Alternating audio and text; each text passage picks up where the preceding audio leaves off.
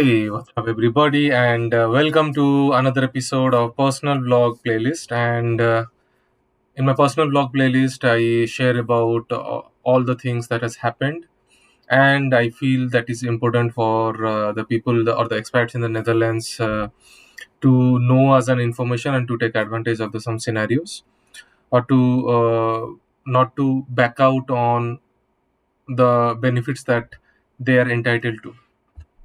So I studied masters in Technical University Delft, and my masters was in transport and planning, where we did means I did a lot of modeling works, Python programming, then a lot of analytics and many other things. This is my second masters. My first masters was in construction management. Well, I'm working as a data engineering business process analyst, data analytic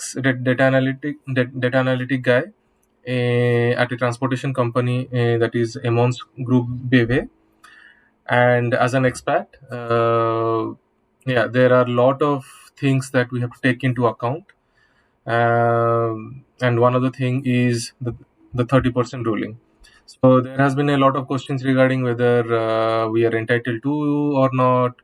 All the expats who do masters, or all the people who directly come here or directly get recruited, yeah, they have this kind of questions that okay, on what grounds they are getting rejected, on what grounds they are accepted, or uh, yeah, what is the logic behind and what is the straightforward answer to it. Well, the people who directly are, or who are directly recruited by a Dutch company, they get the 30% ruling in the tax. It's a straightforward thing. That is not a problem because yeah, they, for the first time they are arriving, and this 30% ruling is just like a reimbursement ruling to facilitate their cost that they incurred for coming to the Netherlands and settling for work. So it's like to attract foreign nationalists, and this 30% ruling was previously for 5 years, but now I am hearing that it is going to be for 3 years. So there are a lot of changes happening in the policy level, but the 30% ruling is like every year when you declare your tax, 30% of the gross payment will be not be taken into account for the tax calculation. So 70% will be taxable and 30% is non-taxable. So this gives an added advantage to the expats that okay, they can save some money and invest in the livelihood and or with the family or in their personal thing. Okay, so that is about 30% ruling. It's very straightforward. We can read if you just type 30% ruling, then you can directly get all the information. But there are some very important thing that one has to know. One is the 30% ruling that gives tax benefit. Also, if you are a foreign national, then you can exchange your driving license if you have this 30% ruling. So that is the second advantage of having this thing in your in your tax claim or getting entitled to this ruling. Because in the Netherlands, getting a driving license is very difficult, and one has to spend around, on an average, 2,500 to 3,000 euros, like a fresh guy who has started learning driving here in the Netherlands. Then it's very expensive because on an average, a guy needs around 40 to 50 lessons, and each lesson is around 45 to 50 euros, 1 hour lesson. And the exam is the CBR exam is, which is the driving license B exam. The practical exam is around each time you appear for the exam, it's 250 euros. So overall, any starter spends around 2,000 to 2,500 or max to 3,000 euros to get a driving license. And this 30% ruling helps in getting it for free. Just you have to exchange your previous country's driving license and means your homeland driving license with the Dutch driving license. That's it. Okay, but the thing, I did my masters. So whether I'm entitled to get a 30% ruling or not, it's a yes or no answer. For people who are directly coming, for them it's easy. There is no problem in it. You can hire any lawyer, and you can get like a straightforward thing. You can get it very easily. But people like me, I didn't get the 30% ruling because of the fact that during my masters I was doing part time. Nobody told me all these things. Otherwise, I could have easily saved a lot of money. I could have gained, or I would have got a lot of my hard earned money, which is taxed by the government, back. So my advice to you guys is that when you are coming for the masters, focus on your study only. Don't do part time. At the end of your masters, if you get a job, then when you apply for tax, apply the 30% only. You will get this entitlement for 5 years or 3 years.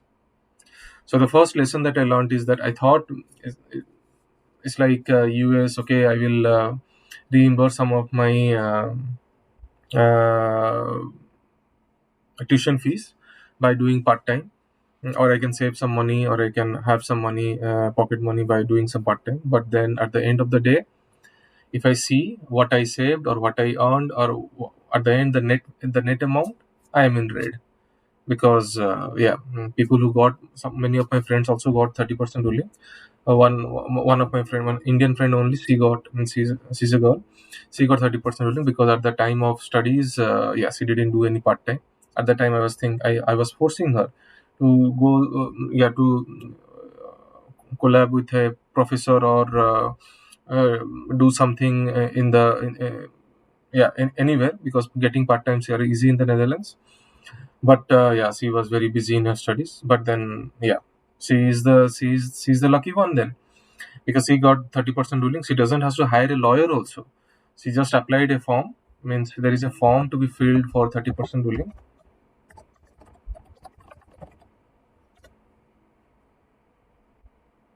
And in Belasting Dienst website, one can get this application, and you can apply it to get the 30% ruling. So she applied on her own only, and she got it. So that is, and she already got her license also, driving license also. So that is also a win-win situation for her. Okay, but if I am not entitled to 30% ruling, government didn't discourage me, so there is a chance that I can apply for some reimbursement of the tuition fees. And I'm thinking of doing that. So it is not like as much at par the amount of money that I will receive with 30% ruling, but it is at least something I'm able to receive. So I'm going to apply my tax. I mean I am going to declare my tuition fees that I have paid to the Tudor University, and from there government will consider some amount to reimburse me. But there is also a catch. When I arrived in the Netherlands, I paid 15,000 euros as the first year's whole tuition fees when I was in India, and then the second 15,500 euros I paid in the second year when I was here in the Netherlands. This information nobody will tell you, that for the tax consideration, it's a shock for me that only 15,000 euro will be taken as a in the declaration, because the rule is that you will only get the amount as a reimbursement, or the amount you can only claim it as a tax, or show it as a tax declaration, when you are in the Netherlands and you are paying it. But when the first 15,000 when I paid, I was in India, then I transferred it, means the bank transferred it to the Tudor bank account, and I was not in the Netherlands. So then now, I am only, in my declaration I can only put 15,000 there, not 30,000, which is a big loss for me. So this is also one of the information I wanted to share.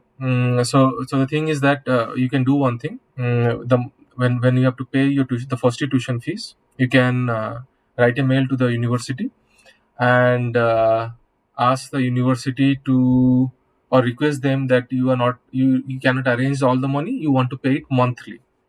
So you don't have to pay in one go, you pay monthly the tuition fees. So what you do, you take the amount, the money from your home country bank, put it in your Dutch bank account, that your personal bank account, and then you have a deal with your university to pay it monthly.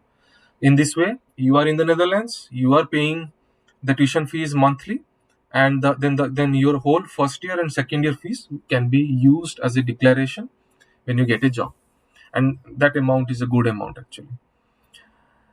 So that is what I wanted to share. because none of my seniors also, or means my the people who were in the second year, the Indian guys were there. None of them guided me. Means I lost a lot of money. But at least through this video, I'm able to share some tricks and for the expats, because the expats really spend a lot of money, and if they can get back some of that amount, that it really helps a lot. Because a Dutch guy would be paying around 2000 euro, 2000 euro for the 2 year masters, but an expat will be paying around 15,000. It was my time, from 2018 to 20, but now it is around 18,500 in due debt. So 18,500, 18,500 tuition fees only, which is around 37,000 euros an expat has to pay. So it's a lot of amount, and yeah, I feel pity for everyone. The government should consider to reduce the tuition fees, but yeah, I don't know about that. But at least these policies are there, and the government really tries to help the internationals in some way. So this is also good, and yeah, people can take some benefit out of it. This is what I wanted to share. If you have any questions, please share your comments or please write a mail to me. I am ready to help anyone and everyone. Have a nice day, guys, and we'll see each other in the next video. Till then, goodbye. And this is my YouTube channel, Lazy Yogis, and please like and subscribe. This really helps me to make this kind of videos, because when the subscribers list grows, then it really makes me feel happy that I'm getting acknowledged. And I talk about many things also, like data trends, or if you're interested, I have two applications online also. I talk about blockchain also. I built my own PC. So there are many things I do. And there are many kinds of playlists. So please do like and subscribe, and you will be getting all the notifications when I post a video. Okay. Have a nice day, guys, and we'll see each other in the next video. Goodbye.